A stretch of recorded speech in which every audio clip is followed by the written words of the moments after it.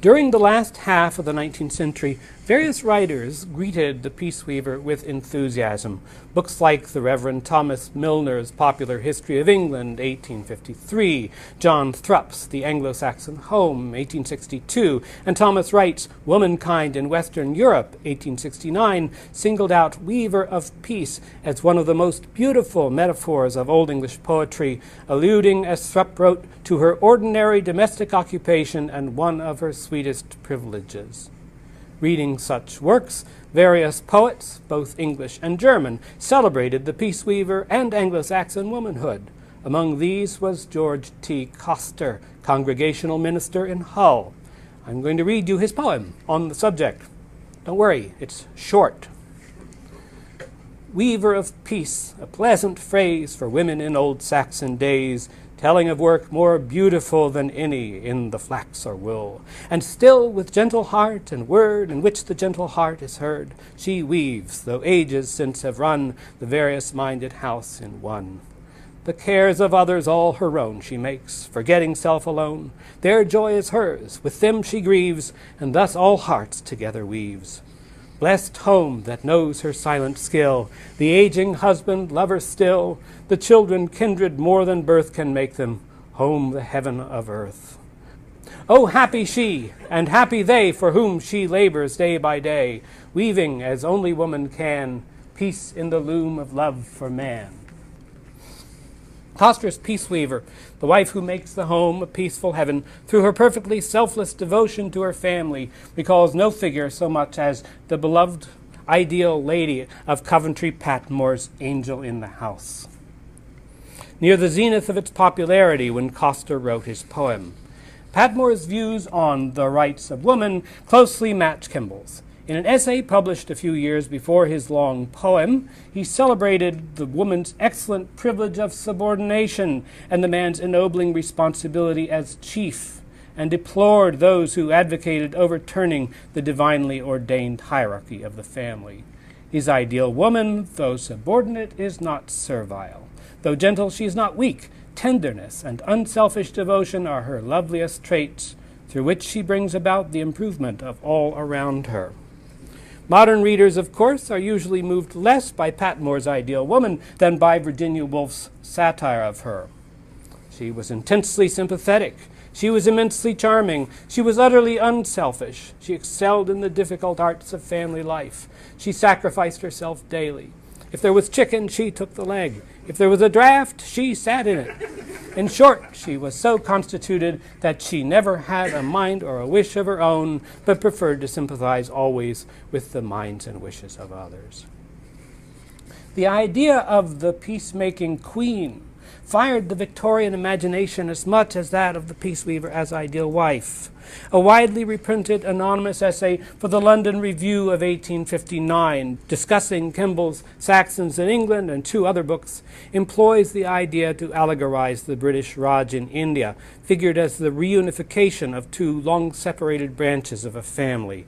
This is a little more than a year after the bloody suppression of the Indian Rebellion of 1857. The immigrant families who had gone off right and left were long divided. At length, however, the descendants of the younger branch found their way around to the land where the elder brethren of the dispersion had settled. There was a meeting and a feud, terrible for a time, as family feuds too often are. But now a lady from the royal line of the Western Islanders holds her scepter over the scene of strife and illustrates the beautiful title of the Anglo-Saxon woman, Frethewebbe, the weaver of peace. Here, Queen Victoria, the peace weaver of the allegory, is figured as ideal mother, both of her own ideal family and of her happy empire, held together not by force, but by love. This peace weaver does for nations what Patmore's angel did for the household, and by similar means. Such ideas were already present, though less fully formed, in the preface to Kemble's Saxons in England, which he dedicated to the Queen. On every side of us thrones totter, and the deep foundations of society are convulsed. Shot and shell sweep the streets of capitals, which have long been pointed out as the chosen abodes of order. Cavalry and bayonets cannot control populations, whose loyalty has become a proverb here, whose peace has been made a reproach to our own miscalled disquiet. Yet the exalted lady who wields the scepter of these realms sits safe upon her throne and fearless in the holy circle of her domestic happiness, secure in the affections of a people whose institutions have given to them all the blessings of an equal law. The stability of Great Britain seems naturally to evoke the idea of the Queen's domestic happiness, her family as sacred as that of the Teutons. Against the backdrop of the revolutions of 1848, to which the British were largely spectators, the idea of Victoria as good mother, maintaining peace in her empire as in a well-ordered family, seemed all the more compelling. The popular notion of English domesticity, exemplified by the Queen's family as the source of English greatness, masked the reality of the military force required to hold the empire together. Similarly, the beautiful fiction of the Anglo-Saxon queen as peacemaker masked the reality of the role of marriage in Anglo-Saxon diplomacy, a subject I'll return to shortly. It was only a matter of time before the idea of the queens of Beowulf as peacemakers made its way from annotations and glossaries into the literary criticism. In 1898, Richard Burton, I couldn't resist that, sorry, this one's an American critic, mentioned that the term peace weaver in Beowulf had reference to the frequent part played by women when given in marriage between hostile tribes. I think there was a generational divide on that joke. And added that it reflected her innate feminine gentleness, a quality in which Thryth, the murderous queen to whom the term is obliquely applied, appears to be deficient. But it was the Edwardian Edmund Dale who most completely merged the Beowulfian peace weaver with Patmore and Coster's ideal wife in his marvelously titled National Life and Character in the Mirror of Early English Literature. The heroines of these early days were almost invariably of noble character, loving to their husbands, affectionate to their children, tender and pure of heart, bearing themselves with true womanly dignity and reserve, and in every way winning the respect and chivalrous homage of the men. Woman was no slave, but had her mission in life, and that a noble one, making for harmony and peace. Her poetic title, Peace Weaver or Love Weaver, is very significant, and was derived from the custom of giving kinswomen in marriage to settle feuds and cement alliances.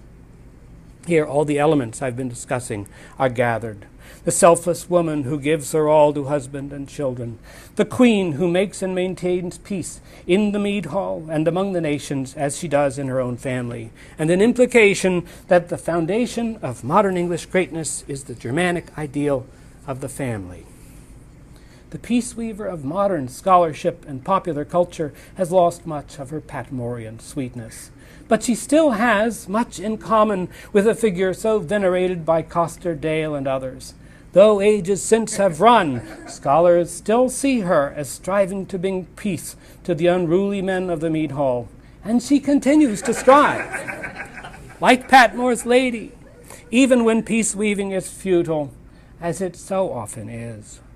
She loves with love that cannot tire, and if, woe, she loves alone, through passionate duty love flames higher, as grass grows taller round a stone.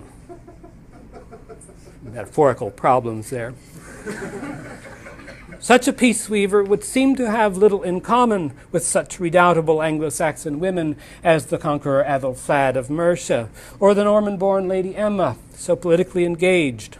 Not to mention such notorious women as Offa's scheming daughter Eadburh, or Athelred's mother Elfthryth. But ever since the time of Kemble, our understanding of Frethelweb has had much more to do with Victorian yearnings than with anything that went on in Anglo-Saxon England. 2. Rereading Frau Aru. On returning home from Denmark, where he's just killed Grendel and his mother, Beowulf passes on the gossip from the Danish royal court, where everybody's talking about the engagement of Hrothgar's daughter Frau Aru. Young and gold-adorned, she is betrothed to the happy son of Froda. The lord of the Scyldings, the guardian of the kingdom, has agreed, and considers it a good idea, that he will settle part of a quarrel, a deadly conflict, by means of that woman. Very seldom anywhere, after the fall of a king, does the deadly spear rest even for a little while, though the bride is good.